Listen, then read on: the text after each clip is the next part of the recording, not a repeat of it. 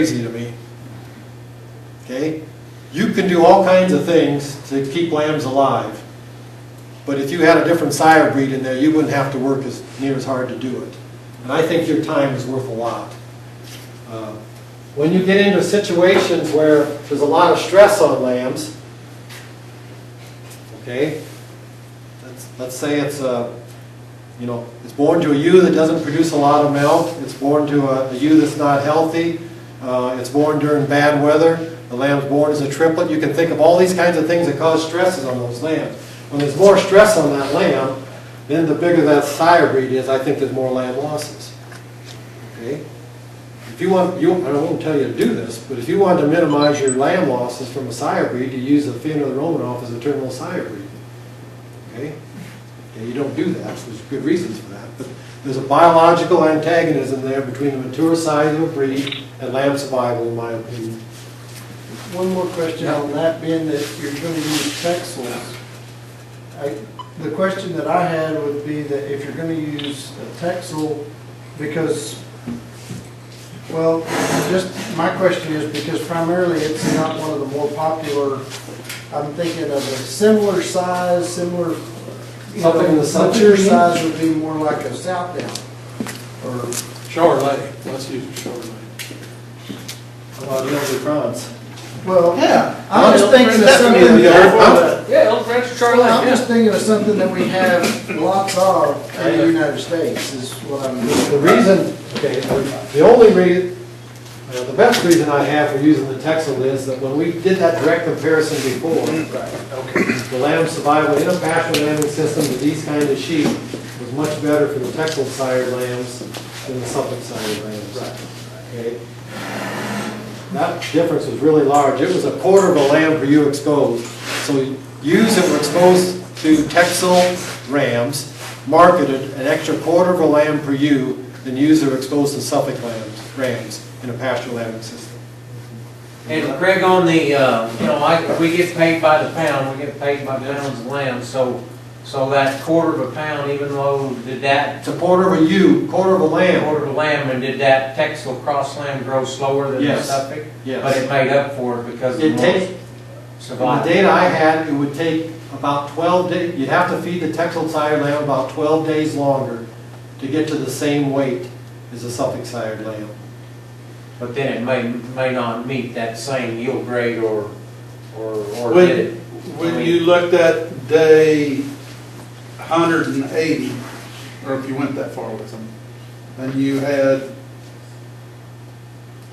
100 Suffolk lambs, and they weighed 13,000 pounds, and you had 125 Yes. Texel. Yeah. Did they weigh total The weight? total weight to that time is greater for the Texel sired, ewes Okay. exposed to Texel. Because you had that But extra. you got a lighter weight per lamb, and if Right. you want to take it up to the same, then the difference is going to be even bigger. Then it's a function of number wean per ewe. And is that? It's just a matter of what you're in But for. then it becomes kind of back to what we talked about earlier, is feed efficiency, and Yeah. is it economical to feed that extra 12 days? I would rather take that ewe fixed cost on that ewe and spread it out over more lambs and pay for the extra feed to get that, because that lighter lamb also ate less feed to get to that lighter weight. Did you ever look at where in the project you're halfway? I mean, if you take a ewe and breed her today, and she lambs in 5 months and has twins, and then it's taking you 8 months to get them finished, where are you kind of halfway in that project? I mean, if she has triplets, and even if you have to bottle raise the triplet, Can't do that. Oh, I wish I had that with me.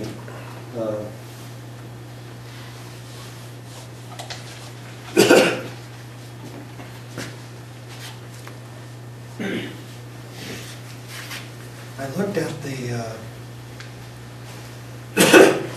total weaning weight for a ewe that gave birth to triplets versus a ewe that gave birth to twins.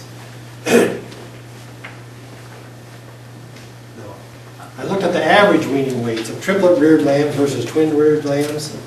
And thank you, Jeff, thank you. And the triplet triple reared lambs was 17% lower than the weaning weight of the twin reared lambs, I believe. Okay, but it is offset by the fact that you're rearing triplets rather than twins. And I think what happens at weaning time is then that you get some compensation for that after weaning when you get them in the feedlot and making up for that. So. And that's still in the low input system. Yeah.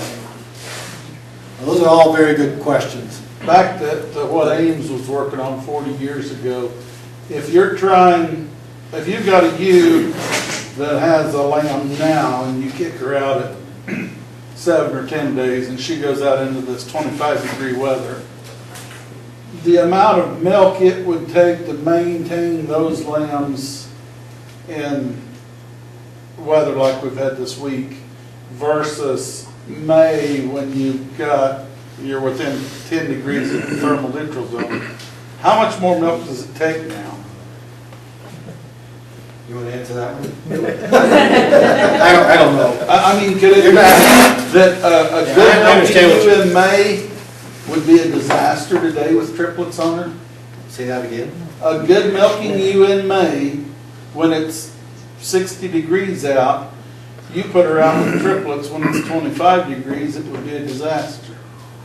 Well, when we've lambed in May, the worst stretch we had, we went one time for about 4 or 5 days in a row, and it was just in the low 30s and just drizzled continually. And we lost a lot of lambs then due to hypothermia. Okay, so yeah, that can happen, and you can manage that risk if you want to back up if you want to back up and lamb later into the spring. Oh, we get tornadoes the first part of the day, so I What don't know kind of pasture are you talking about turning them out in when it's 25 degrees? No, I'm just talking about getting them out, Out of the barn. even if you're feeding them, getting them out in kind of an area where they can. You can still maintain them if you just put enough grain through the ewe. You're gonna be putting a lot of grain. I don't know. Actually, you can maintain them if you don't put any grain through the ewes. I think the key to this is lamb survival through about 4 or 5 days of age. The vast majority of lambs that die then, and it's because they're not getting milked very early or getting colostrum into them early. Right. And I think once they make it past there, yes, there's losses that happen after that, but that in our data is by far when the vast majority of those lambs die. And when you had those And it's a poor mother, out to the pasture, the mother walks off and leaves her lambs, they die. Yeah, but you had those 3 or 4 rainy, cold, nasty days. Did that kind of throw a wrench into all your data that you've had so far? Well, I mean, we want those things to happen. I mean, we don't want to artificially make our results high. We just random, we have no control of it, like you have no control. But- We randomly sampled the year effects. But to use that, it wouldn't have mattered during that time period whether the ewe was a really good mother or not, would it? Oh, I think so. Yeah. I think there's 2 things that are, well, one's the thriftiness of that lamb. That's the time period when those Suffolk sire lambs die, okay? And I think maybe that ewe has trouble producing enough milk to meet the growth potential of those young lambs. The growth potential's too high. I think things get out of whack there. I say that, but maybe that's not right. Maybe that young lamb can't nurse enough milk anyway. I mean, maybe that ewe is going to produce enough milk that that lamb's always got its gut full anyway, if it's nursing and there's a good bond there. I think the problem is, again, I'll say this about the black-faced breeds, is not being thrifty at birth and getting up and nursing quick and so on. I think we've bred, even at that size, we've bred the functionality and the ability to convert out of them. Because I think you could go to Bob Kim's and get a bunch of those Suffolks, and those sheep would produce. Because Bob hadn't worried about this and this. He's worried about how many pounds, how efficient they are in production, which is, and if you look at his sheep, they're not going to be a lot bigger than these easy care ewes. When I love these sheep. I mean, when I saw the size of them, they're practical, they're functional, and that's what Bob's kept in his Suffolks versus what 90% of the industry has not done. There's been some studies done in UK and England